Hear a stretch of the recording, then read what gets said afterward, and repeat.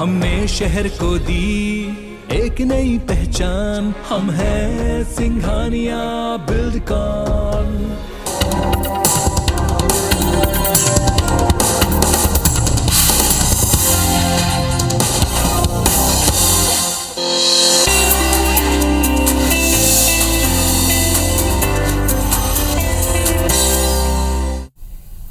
नमस्कार, सेहत से जुड़े हमारे खास कार्यक्रम हेल्थ गुरु में स्वागत है आप सभी का। मैं हूं आपके साथ ज्योति सिंह। दुनिया भर में कान और सुनने की देखभाल को बढ़ावा देने के लिए हर साल 3 मार्च को विश्व श्रवण दिवस मनाया जाता है। इसे मनाने का उद्देश्य है लोगों को बढ़ रहे बहरेपन के खतरे के प्रति जागरूक करना। WHO भी चिंता जाहिर कर चुका है कि 2050 तक 700 मिलियन लोग बहरेपन से पीड़ित हो सकते हैं, लेकिन आज के समय में 400 मिलियन लोग अपनी सुनने की क्षमता खो चुके हैं। विश्व स्वास्थ्य संगठन की रिपोर्ट के मुताबिक दुनिया में सबसे ज्यादा बहरेपन की समस्या विकासशील देशों में और कम विकसित देशों में देखने को मिलती है। आज हम अपने कार्यक्रम में इसी से जुड़ी समस्या पर चर्चा करेंगे, कारण जानेंगे और इलाज की क्या व्यवस्था है, किस हद तक बच्चा सुनने के लायक हो सकता है, इस पर जानकारी आपको देंगे। तो चलिए शुरू करते हैं अपना खास कार्यक्रम हेल्थ गुरु।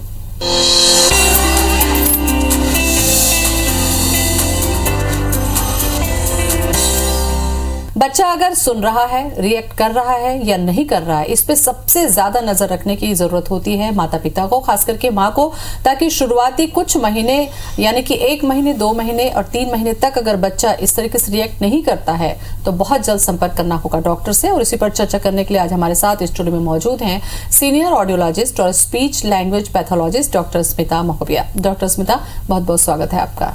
धन्यवाद। डॉक्टर स्मिता, सबसे पहले तो ये जो विश्व श्रवण दिवस मनाया जाता है 3 मार्च को, आप सोचिए कि कोई समस्या जब बहुत गंभीर हो जाती है तब विश्व के स्तर पर उसको दिवस के तौर पे मनाया जाता है।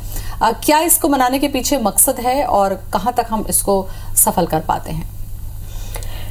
विश्व श्रवण दिवस को मनाने का मेन उद्देश्य तो मैम जागरूकता फैलाना ही है। जागरूकता सुनने से संबंधित, सुनने की परेशानी से संबंधित और सुनने की जो परेशानी है उसके उपचार से संबंधित। पहले तो ये दिवस इंटरनेशनल ईयर केयर डे के रूप में मनाया जाता था, लेकिन लगभग 2016 से ये दिन जो है वर्ल्ड हियरिंग डे के रूप में विश्व श्रवण दिवस रूप में मनाया जाता है। और हर साल इसका एक थीम भी रखा जाता है। इस साल 2022 में विश्व श्रवण दिवस का मेन थीम रखा गया है to hear for life and listen with care. एक थीम के साथ इसको लोगों को जागरूक करने के उद्देश्य से मनाया जाता है। आप सोचिए डॉक्टर स्मिता कि जो बच्चे सुन नहीं पाते, ये कहा जाता है कि वो बच्चे बोल भी नहीं पाते हैं, और जो WHO गंभीरता बता रहा है कि आने वाले समय में 50 तक ये समस्या बहुत गंभीर हो सकती है। तो आपको लगता है कि ऐसे कितने लोग हैं जिनको सुनने में परेशानी होती है? इनका आंकड़ा तो निकाला गया है मैम। सर्वे के हिसाब से लगभग जितनी भी डिसेबिलिटी है उसका 7% जो डिसेबिलिटी है वो सुनने की परेशानी वाले बच्चे और बड़े हैं उसमें, जिसमें से अगर हम माने तो लगभग 1000 में से 4 बच्चे जो हैं वो जन्मजात सुनने की परेशानी के साथ ही पैदा होते हैं। साथ ही लगभग 7% जो यंग पॉपुलेशन है उनमें सुनने की परेशानी होती है, और लगभग 2% जो बच्चे हैं उनमें सुनने की परेशानी जन्म से ही देखी जाती है। अच्छा, ये जो सुनने की समस्या पर हम चर्चा कर रहे हैं, जैसा कि आपने भी कैटेगराइज किया, जो बच्चे जन्मजात हैं यानी कि वो जन्म से ही नहीं सुन पाते हैं, तो ये मैं आपसे जानना चाहूंगी कि आखिर ऐसा क्या कारण होता है कि बच्चे का जन्म तो सामान्य होता है लेकिन उसमें सुनने की क्षमता नहीं होती? क्या कारण ऐसा देखते हैं आप? इसका मेन कारण तो मैम जब बच्चा विकसित होता रहता है तो उस विकसित होते समय सुनने के लिए जो सेंसरी सेल्स हैं, सेंसरी सेल्स और कान का एक आंतरिक भाग होता है कॉक्लिया, उस वह पूर्ण रूप से बना है या नहीं बना है, इसी पर ही बच्चे की सुनने की क्षमता निर्धारित होती है।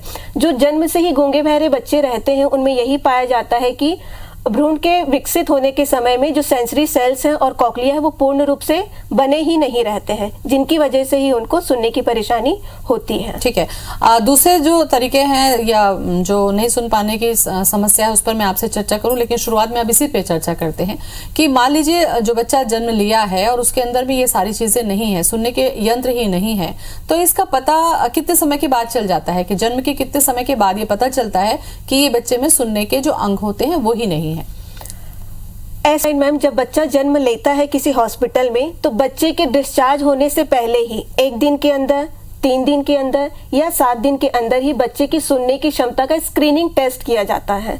उस स्क्रीनिंग से ही बच्चे की सुनने की क्षमता है या नहीं है, इसका आसानी से पता चल जाता है। क्या ये सभी अस्पतालों में संभव होता है? क्योंकि ग्रामीण इलाकों में डॉक्टर स्मिता ये होता है कि बच्चे या तो घर में हो गए या स्वास्थ्य केंद्र में हो रहे हैं, ज्यादातर समस्या वहीं होती है। तो यहाँ पर फिर जांच अगर नहीं हुई है तो क्या ऐसे तरीके हैं जो इस कार्यक्रम के माध्यम से आप बताइए कि माता पिता थोड़े से अवेयर हो कि वो जांच खुद से कर लें या पता चला लें? मुख्य रूप से तो अस्पताल में पैदा होने वाले जो बच्चे हैं मैम, उनका तो ये स्क्रीनिंग टेस्ट हो ही जाता है। अगर किसी बच्चे का किसी कारण से नहीं हो पाता है, तो अगर बच्चे में कोई परेशानी देखी जाती है, जैसे कि अगर बच्चा देर से रोया है या बच्चा नहीं रोया है, बच्चे का अगर भार 1.5 किलोग्राम से अगर कम है या और भी कोई परेशानी है, तो उन्हें जल्दी से जल्दी इस स्क्रीनिंग टेस्ट के लिए रिफर भी करते हैं। अच्छा, ये पता चल गया जन्म के, जैसा कि आपने बताया कि स्क्रीनिंग टेस्ट हुई और उसमें वहीं पर ही ये पता चल गया कि इस बच्चे में ये समस्या है, तो क्या ट्रीटमेंट वाला पार्ट उसी समय से शुरू होता है या फिर कुछ महीनों का इंतजार होता है? कैसे होता है फिर? हाँ मैम, सुनने की परेशानी की जांच और इलाज दोनों एक साथ ही शुरू होता है। अगर बच्चे में जन्म से ही शुरू से ही पता चल जाता है कि उसको सुनने की परेशानी है, तो फिर से उसकी सुनाई की जांच का फॉलो अप लिया जाता है। 3 महीने और 6 महीने और फिर 18 महीने में वो जांच फिर से कंफर्मेशन के लिए होती है।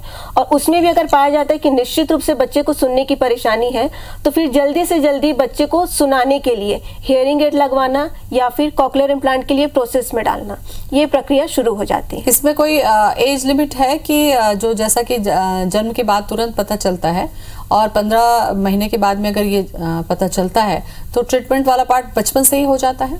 हाँ मैम, इसके लिए है जो joint committee of infant hearing association है, उन्होंने अपना गाइडलाइन दिया है कि जन्म लेते ही विदिन 7 डेज बच्चे की सुनाई की जांच हो जाना है और 3 महीने और 6 महीने में उसका फॉलो अप होना है और जैसे ही कंफर्म हो रहा है उसके साथ साथ ही उसका इलाज की प्रक्रिया भी शुरू हो जानी है। बिल्कुल, ये तो उस पर हमने चर्चा की डॉक्टर स्मिता, जो कि जन्मजात श्रवण यंत्र नहीं होने की वजह से समस्याग्रस्त होते हैं।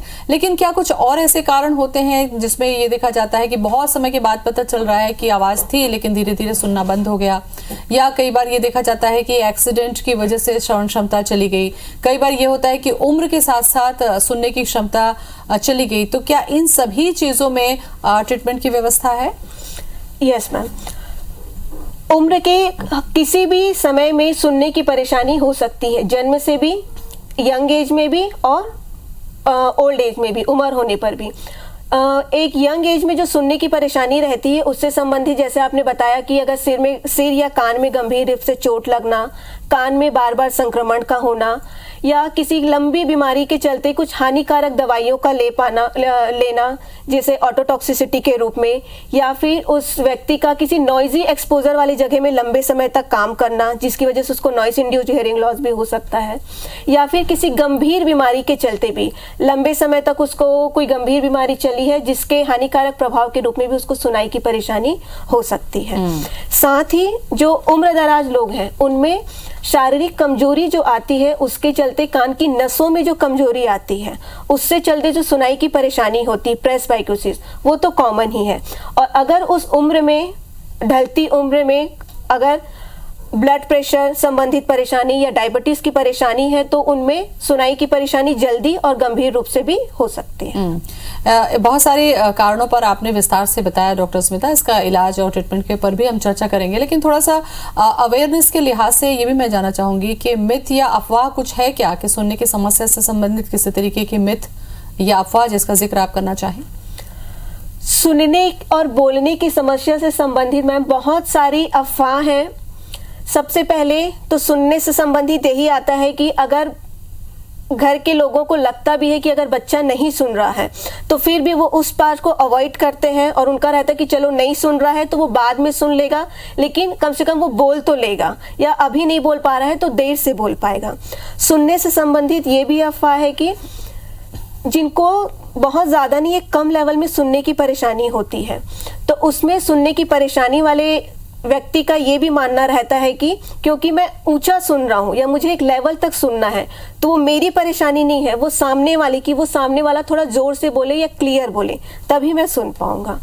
और सुनने के उपचार से संबंधित भी अफवाहें हैं, जो खास करके हमारी सोसाइटी में जो है, जितना चश्मा एक्सेप्टेबल है, हियरिंग एड उतना एक्सेप्टेंस नहीं है। हियरिंग एड सुनने के उपचार के लिए, किसी भी उम्र में सुनने की परेशानी हो, उसके उपचार के लिए मुख्य रूप से हियरिंग एड ही लगाया जाता है। लेकिन उसको लगाने के लिए लोगों में काफ़ी हेजिटेशन रहता है कि लोग देखेंगे तो क्या सोचेंगे। लोगों को पता चल जाएगा कि मुझे सुनने की परेशानी है। सुनने की संबंधित परेशानी के लिए एक तथ्य ये है मैम कि अगर किसी दूसरे तरीके की विकलांगता रहती है, जैसे कि अगर किसी पर्सन को देखने में परेशानी है या चलने फिरने में परेशानी है, तो सामने वाले को आसानी से पता चल जाता है। लेकिन अगर सुनने की परेशानी है तो जब तक सही तरीके से और पूरा जांच ना हो, पता नहीं चलता। कभी कभी ये भी होता है कि हमारे बाजू में या हमारे सामने में कोई श्रवण बाधित व्यक्ति या बच्चा बैठा है, लेकिन हमें पता ही नहीं चल पाता जब तक उसका पूर्ण रूप से जांच ना हो। तो एक प्रकार से डेफनेस जो है वो एक हिडन प्रॉब्लम है, जिसे स्पेसिफिक टेस्ट से हमें पता करना पड़ता है। अच्छा, ये जो जांच है डॉक्टर स्मिता, यह क्या ग्रामीण स्तर पर भी संभव है, या जिनको जांच करवानी है, हो सकता है हमारे कार्यक्रम को देखने के बाद कोई जागरूकता हो और संपर्क करना चाहें, तो कहाँ जा सकते हैं और ये जांच कहाँ उपलब्ध होती है? मेडिकल कॉलेजेस हैं, जहाँ गवर्नमेंट हॉस्पिटल्स हैं, ऑडियोलॉजिस्ट फैसिलिटीज़ जहाँ पर है, वहाँ पर ये जांच की सुविधा उपलब्ध है।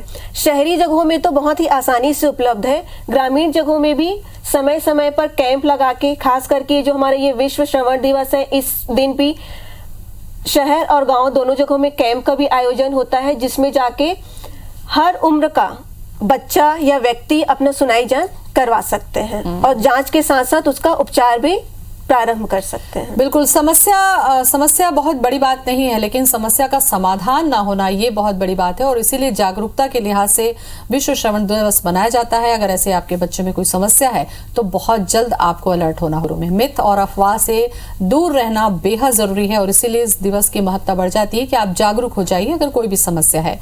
सुनने की समस्या पर हम चर्चा कर रहे हैं डॉक्टर स्मिता, लेकिन ये कहा जाता है कि सुनने और बोलने में आपस में बड़ा गहरा संबंध है। जो व्यक्ति सुनता नहीं वो व्यक्ति बोलता भी नहीं। तो क्या ये संभव है कि जिसको सुनने की क्षमता में समस्या है, श्रवण यंत्र नहीं है, उसके बोलने वाले ओकल कार्ड में भी प्रॉब्लम होती है, या ये मिथ है? सुनने और बोलने में जो संबंध है मैम, वो तो बहुत गहरा ही है और बहुत आवश्यक रूप से ही है।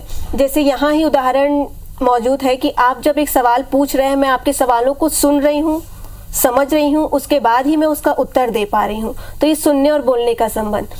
और लेकिन अगर बोला जाए कि बोलने के लिए, तो बोलने के लिए सुनना और भी कुछ फैक्टर्स हैं जो कि ज़रूरी है। जैसे कि लिए एक बच्चा जो विकसित हो रहा है, उसमें बोलने के लिए, भाषा का विकास होने के लिए सुनना जरूरी है। साथ ही साथ उसका मानसिक बौद्धिक विकास होना जरूरी है। साथ ही साथ उसका शारीरिक विकास, चलना उठना बैठना, सामाजिक और व्यवहारिक विकास, जिससे संबंधित, व्यवहारिक से संबंधित उसको जो भी इंस्ट्रक्शंस दिए जा रहे हैं या जो भी चीज़ उसको सिखाई जा रही है, उस चीज़ों को सीखने के लिए इंटरेस्टेड हो, वो इंस्ट्रक्शंस को फॉलो करे। और सामाजिक विकास से संबंधित घर में उसका माहौल उस तरीके का हो कि पेरेंट्स और जो भी ग्रैंड पेरेंट्स हैं उससे उनको लैंग्वेज का एक्सपोजर मिले, डेली रूटीन एक्टिविटी जो होती है वो फॉलो करने के इंस्ट्रक्शंस उसको मिलते रहे। तो ये सारी चीज़ें ज़रूरी है बच्चे में बोलने का विकास होने के लिए। अच्छा, बोलने की जो परेशानी होती है डॉक्टर स्मिता, उसके पीछे क्या कारण होता है? बहुत सारे फैक्टर तो आपने बताया, लेकिन श्रवण में जिस तरीके से हमारे यंत्र बाधित होते हैं या नहीं होते हैं, क्या ऐसी कोई समस्या होती है कि बच्चा सुन तो रहा है बहुत अच्छे से, लेकिन बोलने में उसको प्रॉब्लम हो रही है, पर्टिकुलर कुछ वर्ड्स बोलने में प्रॉब्लम हो रही है, सेंटेंस बोलने में प्रॉब्लम हो रही है, तो इसके पीछे क्या कारण होता है? इसका मेन कारण तो यही है मैम, अगर बच्चा सुन भी रहा है तो सुनने के बाद अदर जो फैक्टर्स हैं जो बच्चे के भाषा के विकास के लिए जरूरी है, जैसे कि उसका भाई बौद्धिक विकास हो रहा है नहीं, समझने वाली चीजें उसकी डेवलप हो रही हैं नहीं। समझना इन द सेंस, भाषा को सीखने के लिए बच्चे को समझना भी जरूरी है कि क्या इंस्ट्रक्शंस दे रहे हैं, क्या उसको बोला जा रहा है करने के लिए। वैसे ही है शारीरिक विकास, चलना उठना बैठना, एक समय में एक फिक्स इंटरवल में चलना उठना बैठना होता है। उसी के साथ साथ ही बोलने से संबंधित जो भी हमारे टंग, लिप्स, इनका प्रॉपर मूवमेंट्स, इतनी मसल्स एक्टिविटी, इतना स्ट्रेंथ होना चाहिए।